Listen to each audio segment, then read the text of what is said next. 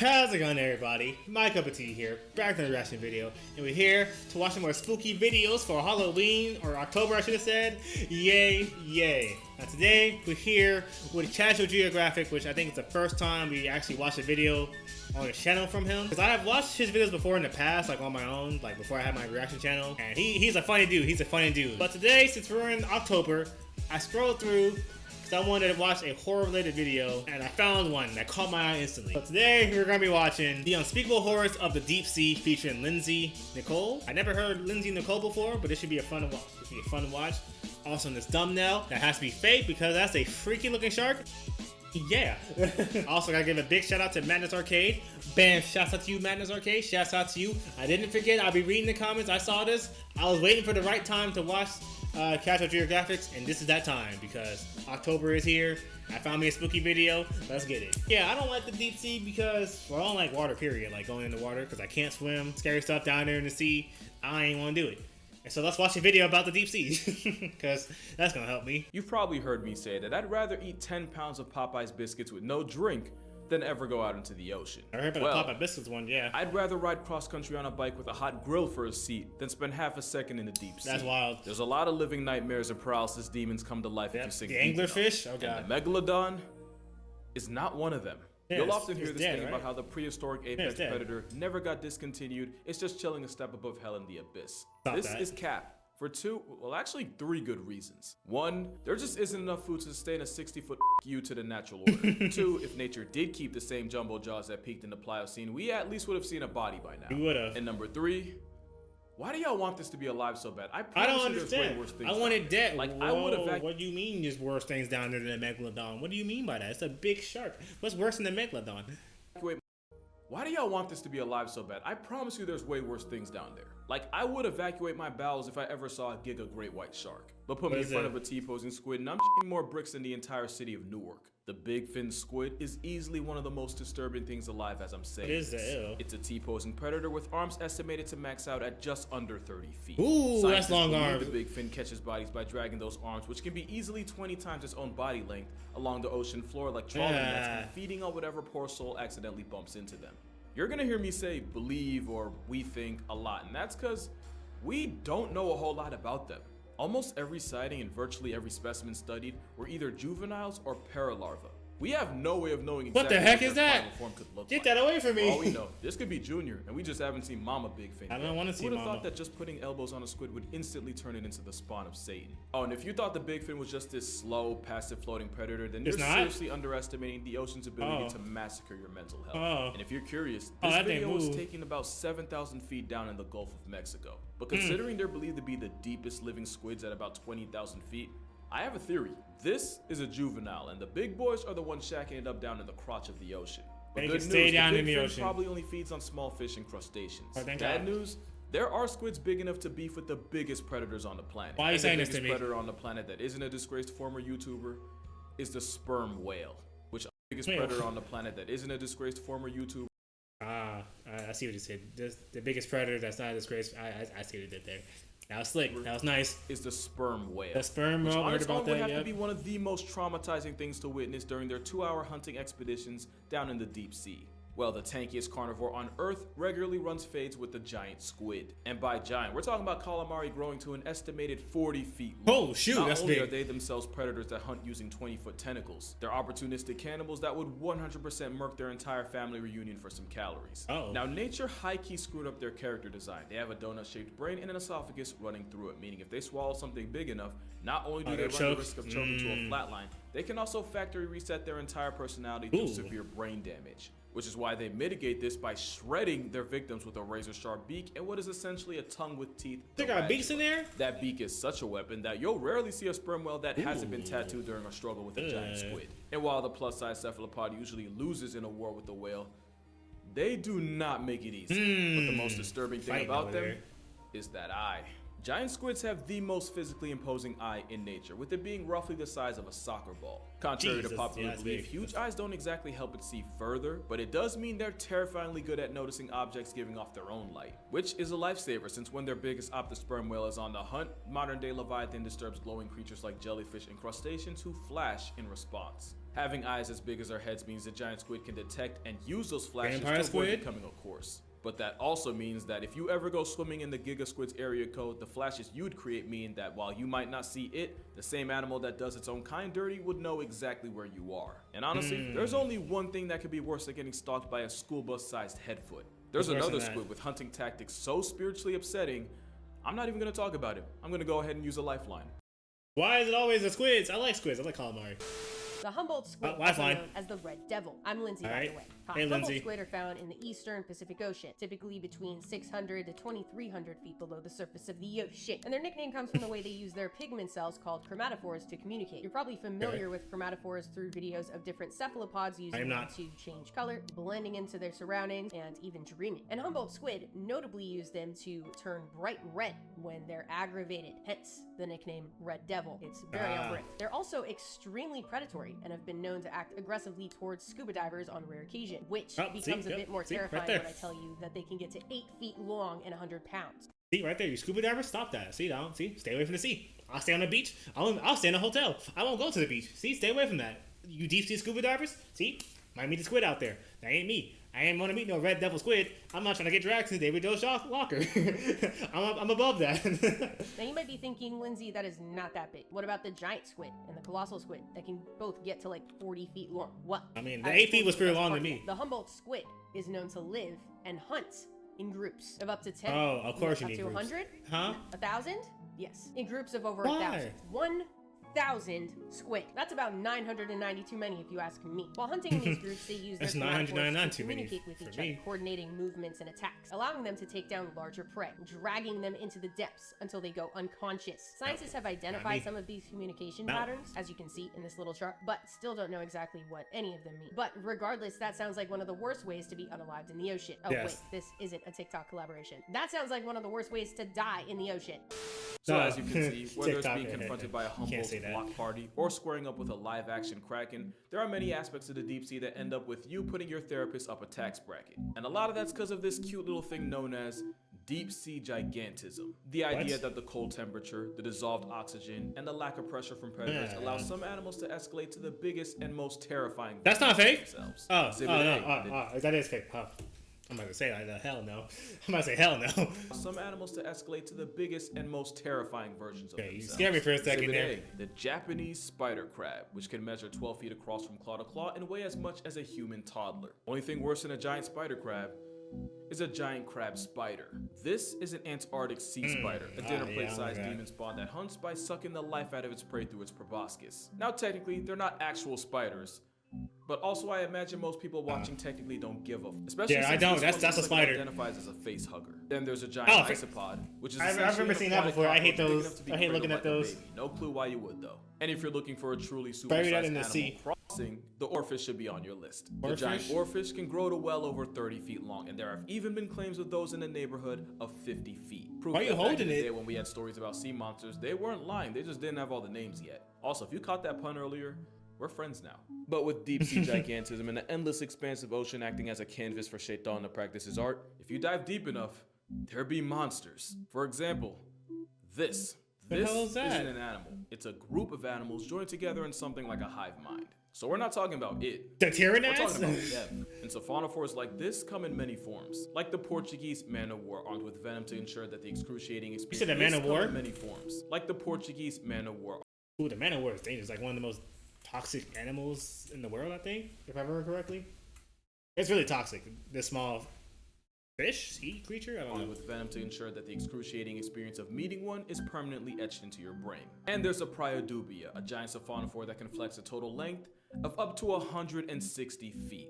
And even though it's a collective group of tiny animals, its length could humble a blue whale, making it technically the longest creature on the planet. Or at best, a modest second, since the bootlace ribbon worm has been reported to reach 180 feet in length. And it's toxic because the ocean, and of course it is, with nasty smelling mucus potent enough to life deprive the crabs it likes to eat. Like I said, whether it's Lucifer's tapeworm or a flying spaghetti creature, there be monsters. And it gets so much worse than a giant worm. Because as terrifying as a deep sea is, it's also nasty. And there might not be anything more repulsive than the hagfish. This loogie linguini feeds on why is there pictures of it moving? carcasses that sink down into its domain. And since they What don't did you have say? I want to go back. What did you say? and there might not be anything more repulsive than the hagfish. This loogie linguini feeds on the rotting corpses and carcasses that sink down into its domain. And since they don't have any actual teeth, the graveyard guppy feeds by sliding into an opening and eating the decomposing body from the inside out. And you would think that something that eats like a casket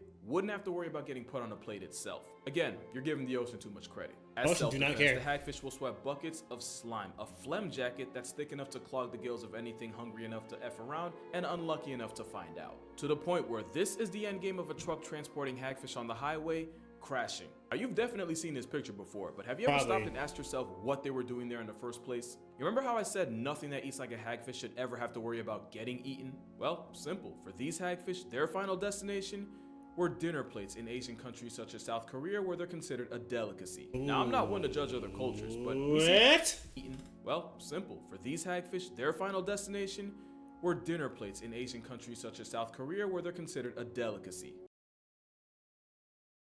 Why are you eating hagfish out there? Why are you eating that? Why are you eating the hagfishes? Or fish? Why? He said they eat decomposed bodies, right? Why would you eat something that eats dead things? Ew. I'm just disgusted. Now, I'm not one to maybe it tastes good. I don't know. You just don't tell me what this is, and then I might try it.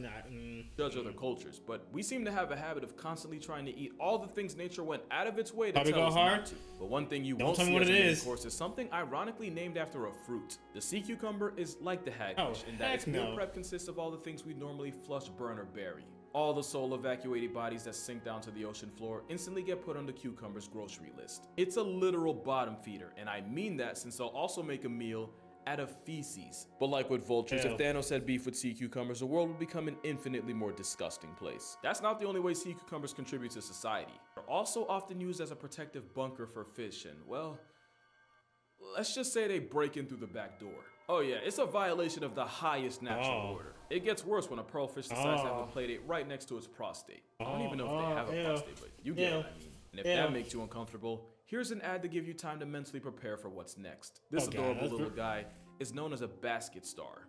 Where's my ad? Oh, my ad blocker. Oh no, my ad blocker, no. So I'm about to put the ads back on. I'm telling you, after this video, I'm putting ads back on. It's a type of brittle star and an echinoderm, which actually makes it a close cousin of the sea cucumber. If you ever learned about fractals in geometry, then that's why the repeating pattern of branching arms might look familiar. It's also why the US is really wasting $20 billion a year looking into space, because the real ET is happening right here. Because of the unsightly way basket stars get from A to B, they've also earned the nickname sea snakes. I feel itchy all of a sudden. However, even though it looks like something loose to pleasure himself, they eat mostly zooplankton and are pretty much harmless for the most part. And honestly, that pretty much describes 80% of the nonsense in the deep sea, only really harmful to your peace of mind. Like take the frilled shark. Having been around for 80 what the hell is that? Years, not only is the frilled shark Get that away from me! It's likely nature's rough draft beta version of sharks today. Also, don't let this video fool you. They can grow to a respectable 6 feet long. Also, they can be pregnant for 3.5 years, which honestly makes about as much sense as everything else down there. And in terms of your mental health, the frilled shark is pretty harmless until you look them in the mouth. The devil's fleshlight has hundreds of needle-like teeth to ensure that anything that gets caught in there doesn't get a second chance to pursue happiness. And for a shark that's been around long enough to have attended Saturn's wedding, I don't know why, but every picture of them looks like they're struggling with their own existence. Like I said though, they're not a threat to humans. But like I also said, therapy ain't cheap, so if you don't want to end up on a couch, don't look a frilled shark in the mouth. But yeah, you'd be surprised at just how many types of sharks you'll find in the same neighborhood SpongeBob got stranded in that one time. You have 20-foot sleeper sharks that are somehow able to use stealth to just spawn and inhale sustenance like a water Kirby. Speaking of sleepers, in 2015, a Pacific sleeper was recorded in the Solomons Island. Why is that important? Well, its home address was right under an active volcano, proving that if any animal had plot armor, it'd be sharks. Then you have the ghost shark, which, okay, yep, you got me, isn't an actual shark. It's a close cousin known as a chimera.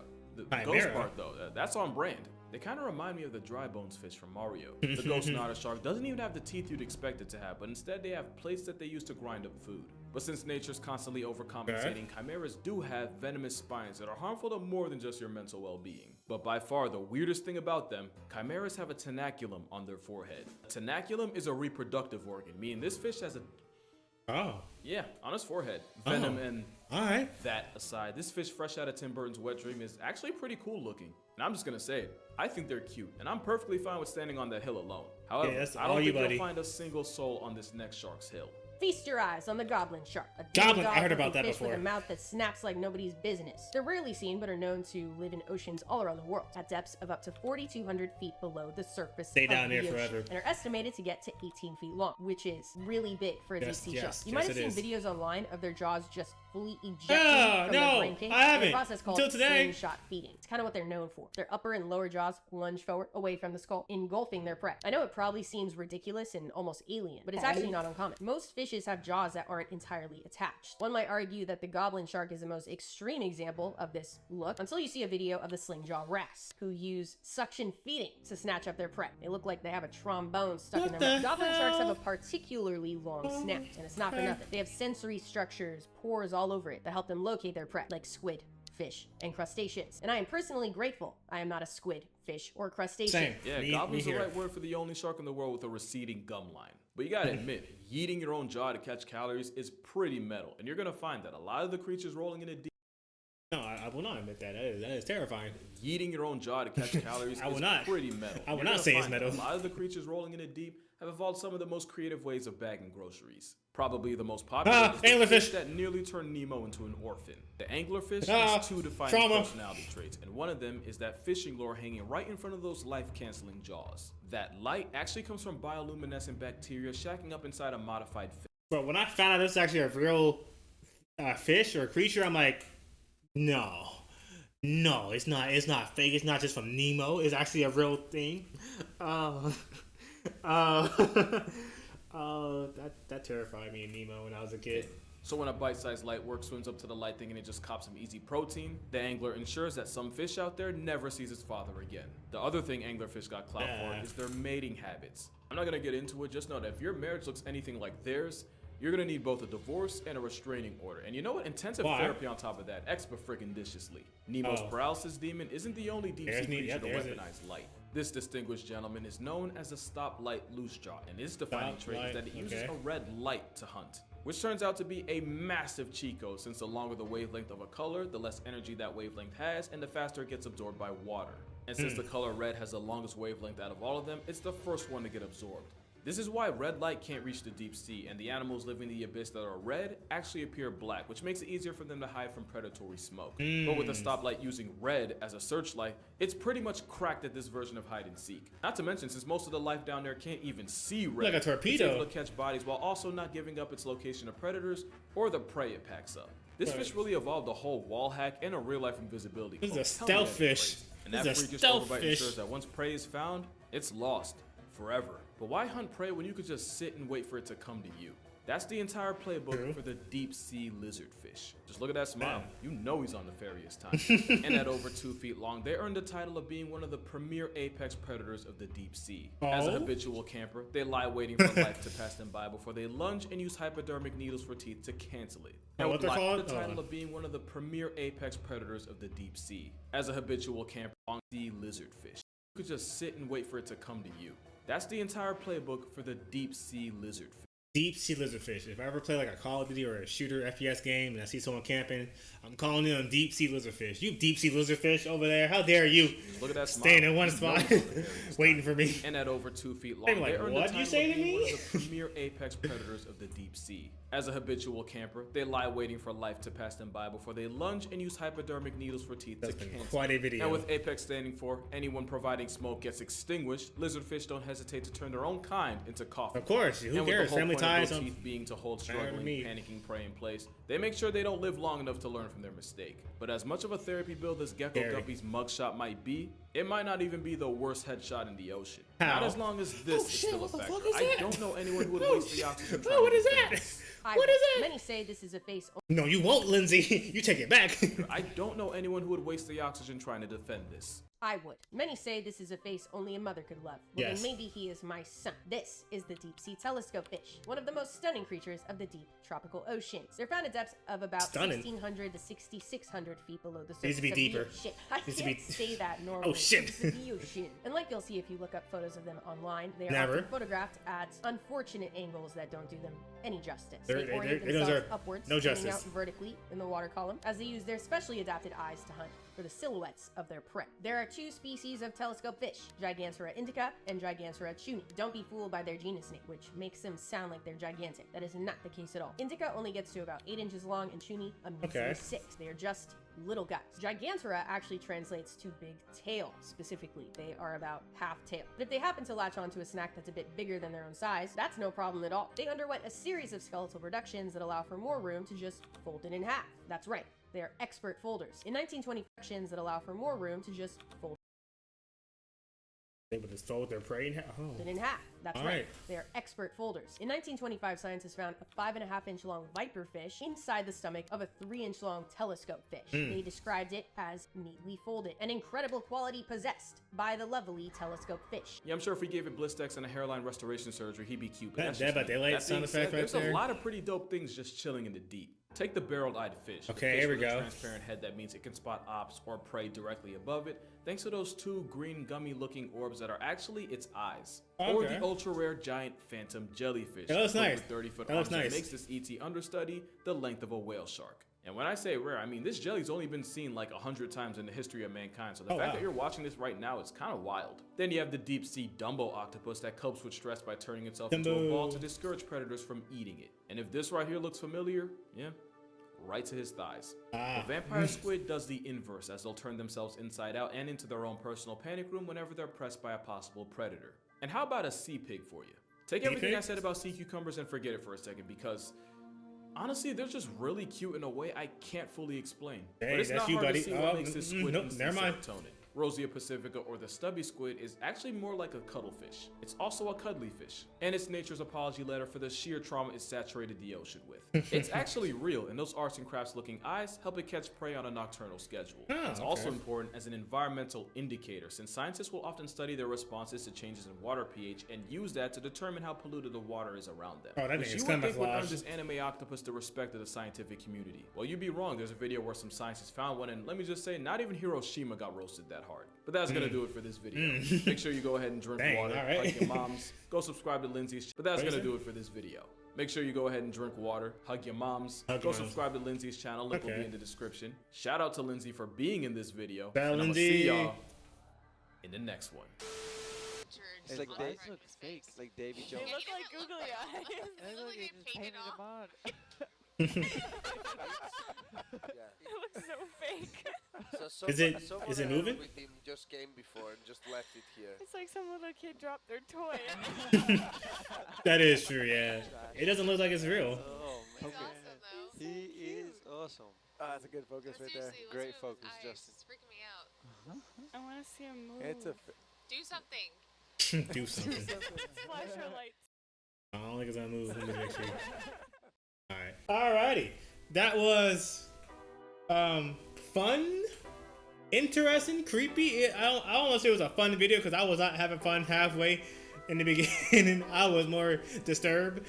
But this is a very interesting video. Very interesting video. It only furthered my my fear and hatred for the deep sea. Like, if I ever got the opportunity, like, hey, you want to go? I was gonna say go on a submarine, but I don't know if I should say that right now. If you're ever gonna go into the deep sea by some sort of transportation, you wanna come along?